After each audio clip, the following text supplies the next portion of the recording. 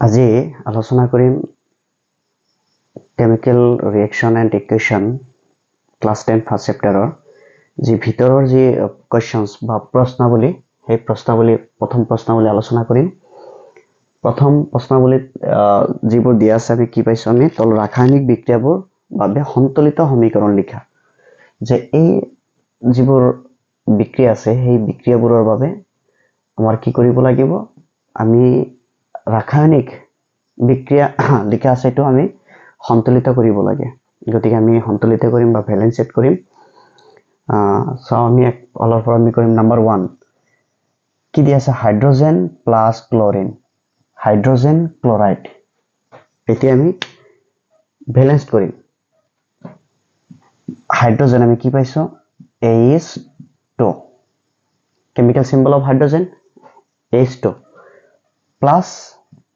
chlorine আমি কি পাইছো Cl2 তেতে কি হবে hydrogen chloride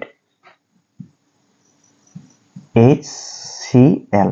hydrogen chloride balance কৰিম হাইড্ৰোজেন টো আছে ক্লোরিন টো আছে ইয়াতে 2 দিম ব্যালেন্সড হৈ গল এটা নেক্সট আমি চাম ভেৰিয়াম ক্লোৰাইড আমি কেমিক্যাল সিম্বল কি পাইছো আমি BaCl2 ভেৰিয়াম ক্লোৰাইড এই ভেৰিয়াম ক্লোৰাইড আমি কি হল লগত barium chloride plus aluminium sulphate AlSO4 aluminium sulphate 3 দিম ইয়াত তাৰ পিছত কি হ'ব ভেৰিয়াম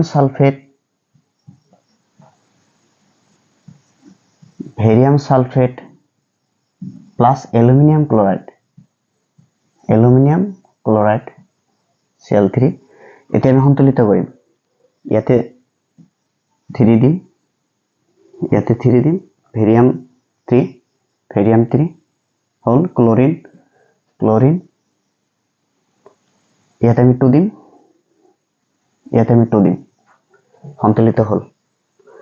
এতিয়া নেক্সট সোডিয়াম প্লাস পানী সোডিয়াম হাইড্রক্সাইড আৰু হাইড্ৰোজেন গতিকে sodium Na chemical symbol of Na plus পানী H2O chemical symbol of water H2O এটা কি হৈছে sodium hydroxide NaOH sodium hydroxide plus hydrogen plus H2O hydrogen right hand side